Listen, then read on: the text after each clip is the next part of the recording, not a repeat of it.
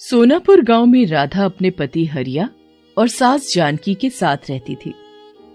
हरिया सब्जी का ठेला लगाता था, उसी कमाई से उनका घर चलता था।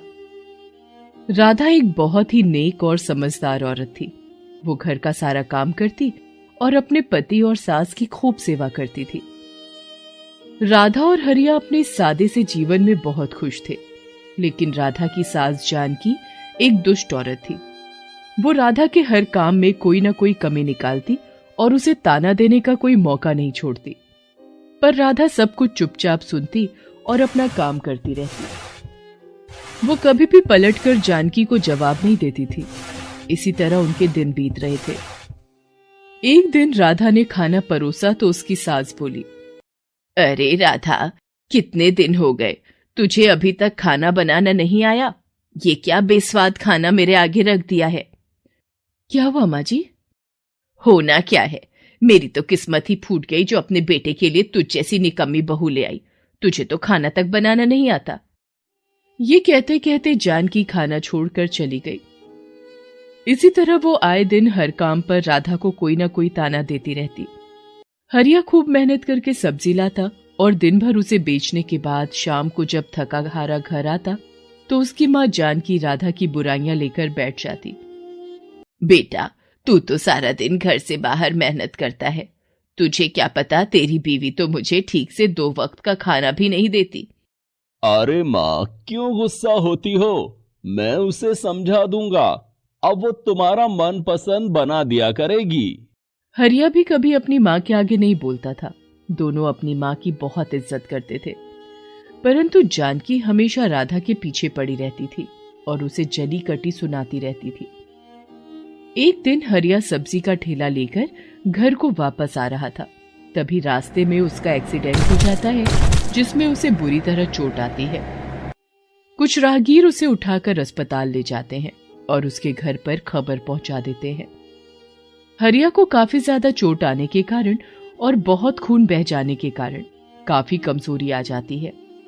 डॉक्टर राधा को समझाते हैं, देखिए, इनकी हालत ठीक होते होते काफी समय लग जाएगा, क्योंकि इनकी एक टांग पर गहरी चोट आई है, जिस वजह से कुछ महीनों तक इन्हें आराम ही करना होगा।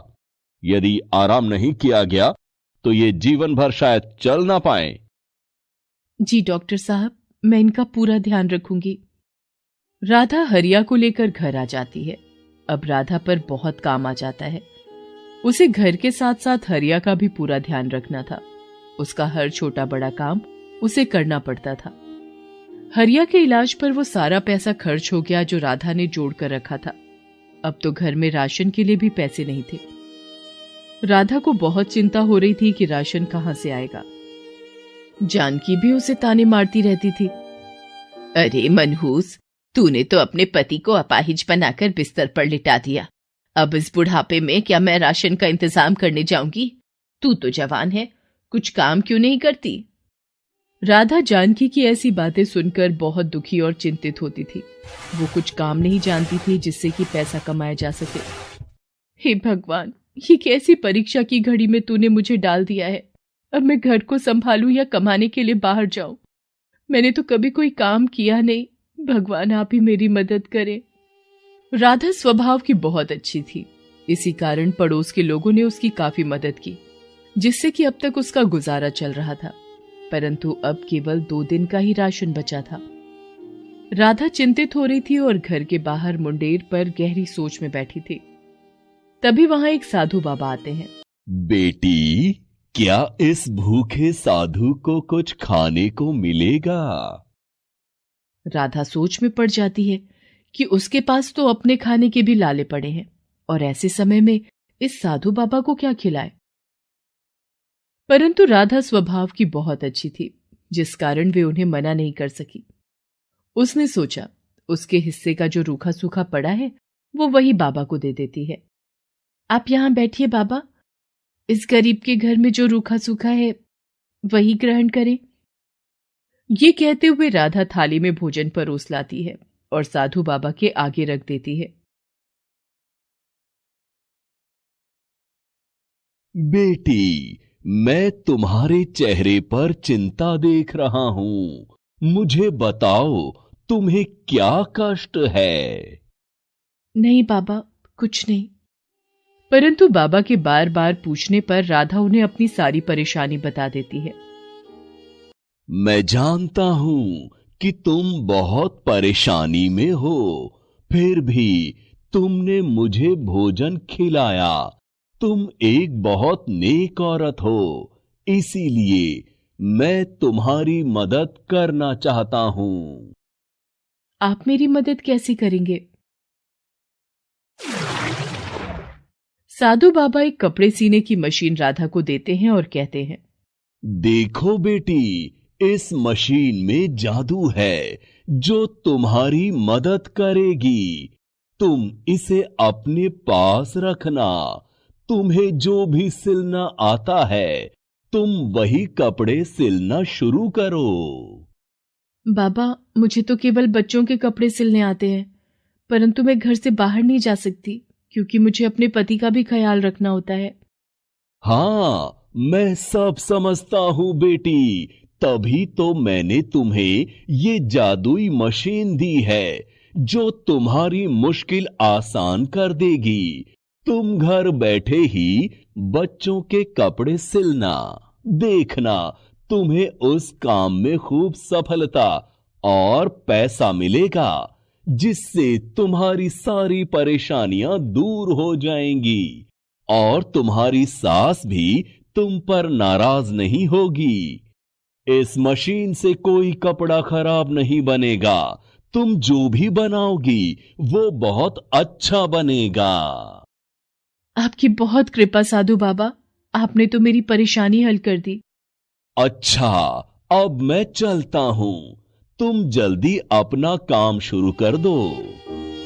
ये कहते हुए साधु बाबा वहां से चले जाते हैं और राधा वो मशीन अपने कमरे में रख लेती है। अगले ही दिन से राधा बच्चों के कपड़े सिलने का काम शुरू कर देती है। आस पड़ोस में कुछ घरों के लिए वो कपड़े सिलती है जो कि सभी को बहुत पसंद आते हैं। अरे बहन, तुमने मेरी बेटी का जो फ्रॉक बनाया था वो मेरी सभी सहेलियों को बहुत पसंद आया। वो सब भी तुमसे कपड़े सिलवाना चाहती हैं। हाँ हाँ, क्यों नहीं, तुम उन्हें मेरे घर ले आना।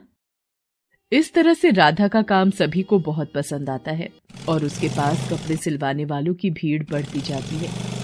बाबा के आशीर्वाद से राधा का काम खूब फलने फूलने लगता है। अब वो घर पर रहकर ही अपने पति का ध्यान भी रखती और कपड़े सिलने का काम भी करती है।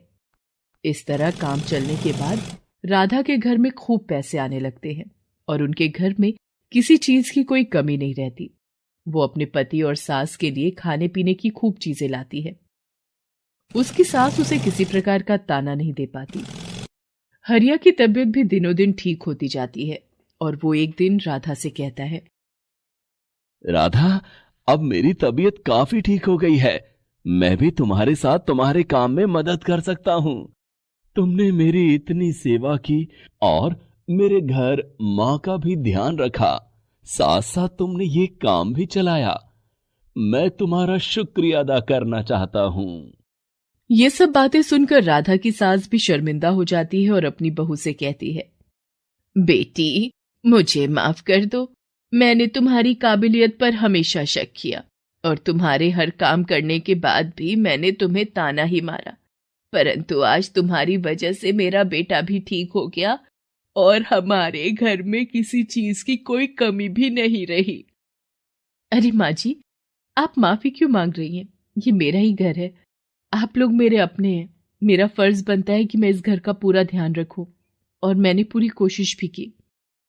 बस आप दोनों का आशीर्वाद मुझ पर ऐसे ही बना रहे। राधा की एक पड़ोसन उसकी ये सफलता देखकर बहुत जलती है और राधा से बातों बातों में पूछ लेती है कि आखिर उसकी सभी परेशानियां खत्म होने का क्या राज है। उस पड़ोसन को जैसे ही पता चलता है कि राधा के पास एक जादुई मशीन है, वो जलन के मारे पागल हो जाती है और उस मशीन को चुराने का विचार बनाती है।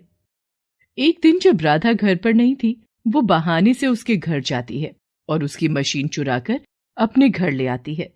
वो जैसे ही मशीन पर काम करने लगती है, उसके दोनों हाथ बुरी तरह जख्मी हो जाते हैं और जलने लगते हैं। वो जोर जोर से मदद के लिए चिल्लाने लगती है।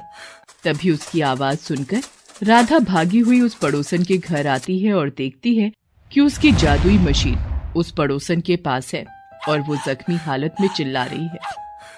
राधा जल्दी से उसके हाथों की आग बुझाती है और मरहम पट्टी करती है। ये सब होने के बाद वो पड़ोसन बहुत शर्मिंदा होती है और राधा से माफी मांगती है।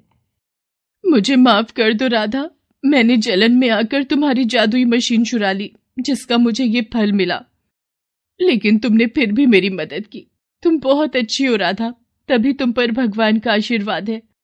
मैंने चोरी करके बहुत बड़ी गलती की, मुझे माफ कर दो। नहीं बहन, ऐसी बातें मत करो, गलती तो हर इंसान से हो जाती है। तुमने अपनी गलती मान ली, यही बड़ी बात है। पर मुझसे वादा करो कि आगे से तुम ऐसा कोई काम नहीं करोगी। ये कहते हुए राधा अपनी जादुई मशीन उठाकर अपने घर ले आती है। हरिया भी राधा के काम में ही उसका हाथ बटाने लगता है और बाजार से सामान लाना, ले जाना और कपड़ों की सप्लाई दुकान पर देकर आना जैसे सभी काम वो कर लेता है। और बाबा के आशीर्वाद से उनके घर का माहौल भी अच्छा हो जाता है और तीनों खुशी खुशी रहने लगते हैं। Please subscribe this channel.